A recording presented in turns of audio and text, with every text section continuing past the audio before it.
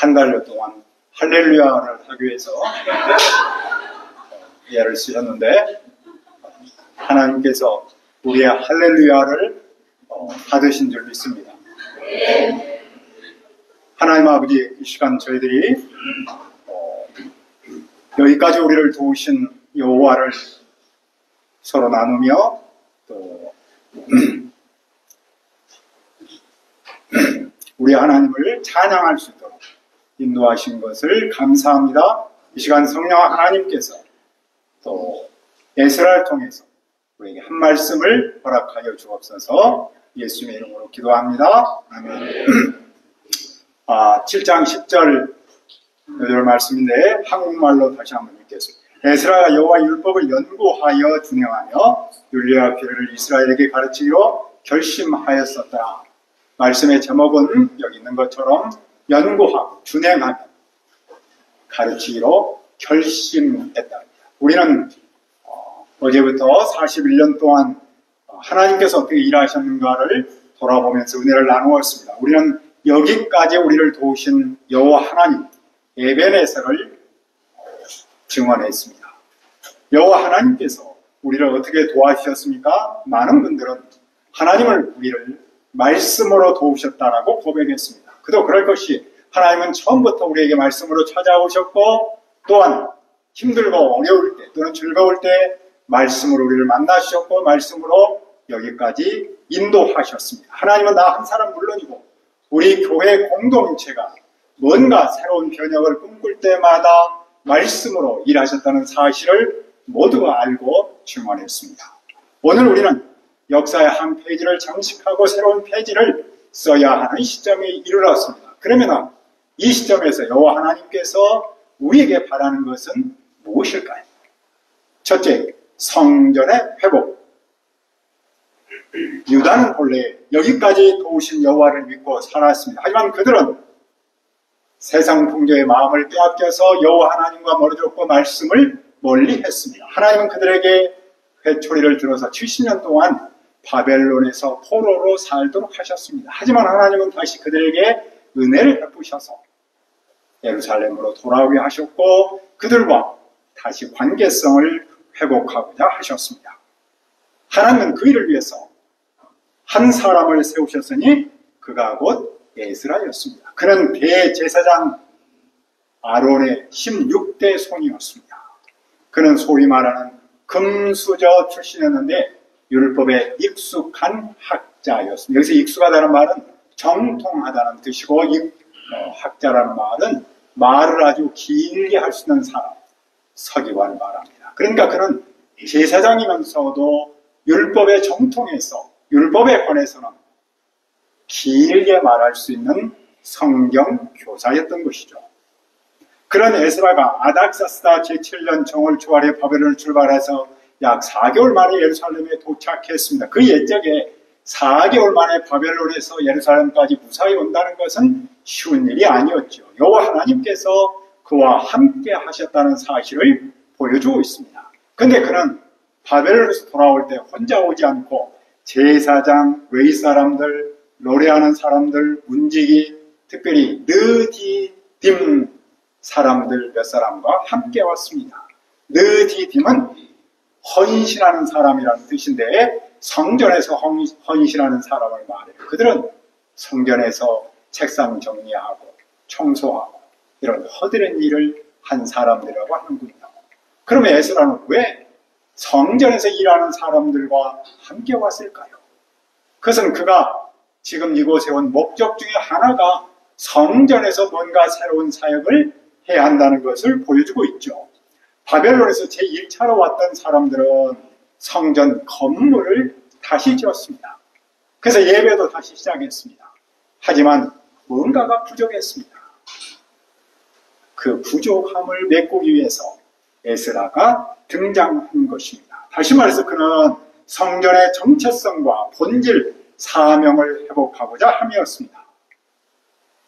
그는 어디서부터 그 일을 시작했습니까? 둘째, 성경의 회복. 10절을 다시 한번 봅시다.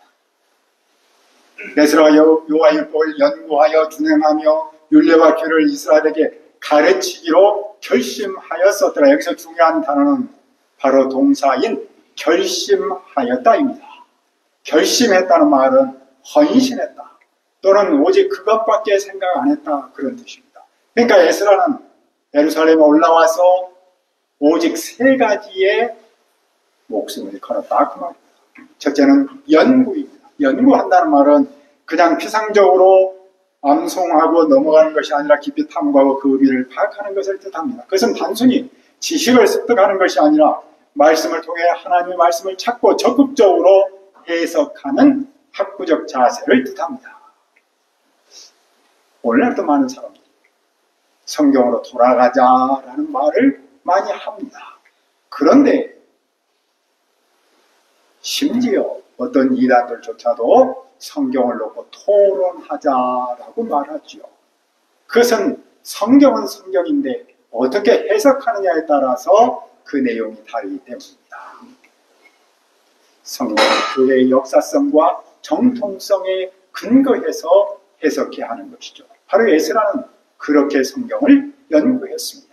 그런데 그는 그 성경 연구가 어떻게 이어집니까? 둘째로 준행입니다. 준행은 순종이죠. 프랙티스를 말합니다. 그는 단순히 지식을 축적하기 위해서 성경을 연구하지 않았습니다. 그런 말씀을 바르게 해석하여 삶에 적용하며 실천하려고 했습니다. 말씀만 공부하고 행하지 않으면 어떻게 될까요? 머리만 커지고 가슴은 전혀 성장하지 않은 소위 말하는 성이 나이에 머물죠. 우리나라에서 가장 꼴불견 중에 하나를 들려면 내로남불이죠. 이것이 교회 안에 들어오면 신행불일치로 나타납니다. 에스라는 이런 문제를 해결하기 위해서 연구한 말씀을 실천함으로써 온전한 신앙인의 모습을 지키고자 했습니다. 마지막으로 그의 결심은 무엇입니까? 셋째로 가르칩니다. 그는 자신만 은혜 받고 끝나지 않았습니다. 사실 우리가 영적으로 건강하게 자라려면 배우기만 해서는 안 됩니다. 배우기만 하는 사람은 성숙한 사람으로 자라기가 쉽지 않습니다. 내가 배운 말씀을 다른 사람에게 가르칠 때 정말로 잘하죠. 우리가 나이를 든다고 해서 부모의 마음을 알지 못합니다. 내가 정말 부모의 마음을 알려면 내가 결혼해서 내 아이를 키울 때 그 진정한 부모의 마음을 알죠. 예전에 어렸을 때 우리 어머니가 그 딸한테 하는 말을 들었습니다. 너도 시집가서 꼭 너 같은 딸을 낳아야 내 마음을 알 거다. 드라마 폭삭 속았수다가 많은 사람의 눈물샘을 자극했다고 그러죠. 저는 처음에 그걸 보고 완전히 속았다라는 것으로 이해를 했는데 제주말로 그것은 무척 고생하셨습니다라는 뜻이라고 하죠.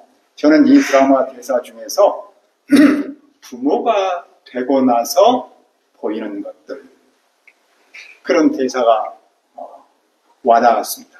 딸이 엄마가 되고 나니 엄마를 제대로 알아가죠. 그렇습니다. 내가 성경을 배우기만 하고 가르치지 않으면 성경 선생의 마음, 예수님의 마음을 모릅니다. 가르쳐 봐야 영적 부모의 마음, 하나님의 마음을 알아가는 것이죠. 여기서 볼 때 말씀을 연구하는 일과 준행하는 일과 가르치는 일은 따로따로가 아니죠. 그것은 하나의 세트로 움직이는 겁니다. 에스라가 예루살렘에 올라와서 성전을 회복하기 위해서 힘썼던 것, 결심했던 것은 바로 이 세 가지, 한 세트였습니다. 그렇다면 왜 에스라는 올라와서 이것을 결심했을까요? 그 이유는 이스라엘의 포로 생활과 깊은 연결점이 있습니다. 이스라엘은 포로로 사느라 하나님의 말씀을 잊었습니다. 그들은 바벨론에서 70년을 살았는데 그 70년은 하나님을 잃어버리고 말씀을 잃어버린 70년이었습니다. 그들에게 성경을 가르치는 성경 선생이 없었기 때문입니다. 그들에게 성경 교사가 없으니 하나님과도 멀어지고 하나님과의 관계성도 무너져 버렸습니다. 그러나 이제 하나님께서 다시 한번 그들과 관계성을 회복하기를 바라십니다. 하나님은 그들이 다시 한번 성경 선생의 나라로서 본래의 정체성을 찾기를 바라셨습니다. 그래서 하나님은 그 일을 위해서 에스라를 성경 선생으로 세우셨습니다. 에스라는 그 사명을 따라서 말씀을 연구하고 준행하고 가르치는 데 결심했습니다. 백성이 말씀대로 살려면 성경을 배워하고 누군가가 가르쳐야 합니다. 성경교육은 단순한 지식을 채우는 일이 아니죠. 그것은 하나님과의 관계를 회복하고 공동체를 세우는 일이었습니다. 그래서 에스라는 성경 교육을 성전에서부터 시작하려고 했습니다. 성전이 단순한 건물로 존재하는 것이 아니라 말씀으로 살아 움직이는 공간이 되도록 하기 위함이었습니다. 성전을 아무리 좋은 새로운 건물로 지었을지라도 그 안에 말씀이 없으면 그것은 그저 건물에 불과합니다. 만약 누군가가 비싼 최신형 스마트폰을 샀을지라도 앱이 없으면 아무런 기능을 하지 못합니다. 앱이 있어야 그 비싼 스마트폰이 가치를 발휘하죠. 이처럼 성전이 성전으로서의 가치를 발휘하려면 그 안에 말씀이 있어야 하는 것이죠. 성전의 생명력은 말씀에서 옵니다. 에스라는 성전의 회복을 성경의 회복에서 시작했습니다. 아니, 하나님께서 유다를 회복하기 위해서 성전의 회복을 시작하시고 성전의 회복을 위해서 성경의 회복을 시작하셨던 겁니다. 하나님은 이처럼 역사의 변혁을 꿈꾸실 때마다 말씀 선생, 성경 선생을 세우심으로 시작하십니다. 예수는 십자가에서 죽으시고 살아나시고 하늘나라로 가기 바로 전에 11 제자를 불러서 말씀하십니다. 너희는 가서 모든 족속으로 제자를 삼아 내가 너에게 분부한 모든 것을 가르쳐 지키게 하라. 예수님은 그들에게 소위 말하는 그레이트 커미션, 대위 명령을 주셨습니다. 그 핵심은 가르쳐 지키게 하라는 것이었습니다. 다시 말해서 11 제자가 그 시대의 성경 선생으로 사는 겁니다. 예수님은 성경 선생을 세워서 모든 민족 가운데 새 역사를 시작하고자 하셨습니다. 그리고 그 새 역사는 예루살렘 교회로 이어졌습니다. 그런데 예루살렘 교회에서 구제 때문에 갈등이 생겼습니다. 그때 사도들은 이렇게 결심하지 않습니까? 우리가 이제부터는 기도하는 일과 말씀 사역에 전념하리라. 그들이 말씀 사역에 전념했을 때 하나님의 말씀이 점점 왕성하여 예루살렘에 있는 제자의 수가 더 많아지고 허다한 제사장의 무리도 그 말씀 앞에 순종했습니다. 종교개혁의 핵심 사상은 우리가 알고 있듯이 오직 말씀으로, 라틴어는 솔라 스크립트라고 했죠. 그거였습니다. 그 위대한 종교개혁자던 깔뱅은 성경이 가는 곳에 나도 가고 성경이 머무는 곳에서 나도 머문다라고 했습니다. 왜냐하면 그는 성경 교사와 교회가 성경 중심으로 회복해야 한다라고 생각했기 때문입니다. 그러니까 교회의 회복, 성경의 회복이 종교개혁의 핵심이었던 것이죠. 이런 사상은 한국 초기 기독교 사역의 핵심이었습니다. 우리 한국교회는 우리 믿음의 선배들은 처음부터 성경반, 바이블 스터디 그룹, 또 사경회, 바이블 스터디 컨퍼런스라는 것을 해서 성경을 가르치는 데 힘썼습니다. 우리 한국말로 교회는 교가 가르칠 겁니다. 교회는 성경을 가르치는 곳입니다. 이 사경회가, 이 교회가 성경을 가르치는 이것이 우리의 한 사람 한 사람 물론이고 한국 나라를 변혁시키는데 얼마나 큰 역할을 했습니까? 그러나 오늘날 우리나라는 경제적 불확실성과 청년 세대의 어려움 속에 있습니다. 청년 대학인은 부모 세대보다 못 살 수 있다라는 말이 현실로 다가오고 있다 하죠. 우리는 이것저것에서 원망과 불평의 목소리를 듣습니다. 이런 시대적 분위기에서 성경 교육은 점점 약해지고 있죠. 일부 교회는 성경보다 세속적 주제에 집중하여 설교의 본질과 교회의 정체성을 잃어가고 있습니다. 청년 세대는 미디어를 통해서 신앙적 도움을 얻으려 하지만 사실은 그 한계는 너무나 뻔하지요. 이런 시대에 우리는 무엇을 해야 합니까? 많은 사람들이 외치죠. 기본으로 돌아가자. 그것을 라틴 말로는 아드 폰테스라고 말합니다. 기본으로 돌아가자. 오늘 우리의 기본은 무엇이겠습니까? 그것은 오늘 말씀에서 우리에게 가르쳐 주신 에스라처럼 성경을 연구하고 준행하고 가르치는 그 사역이라고 믿습니다. 내가 성경 선생이 되고 우리 교회가 성경을 가르치는 교회가 되는 겁니다. 우리는 성경을 믿는 사람입니다. 우리는 세상 사람과는 다른 렌즈로 이 시대를 봐야 하고 해결책을 찾아야 않겠습니까? 하나님은 어두운 시대마다 성경 선생을 세우고 교회를 새롭게 하여서 그 시대를 변혁하셨습니다.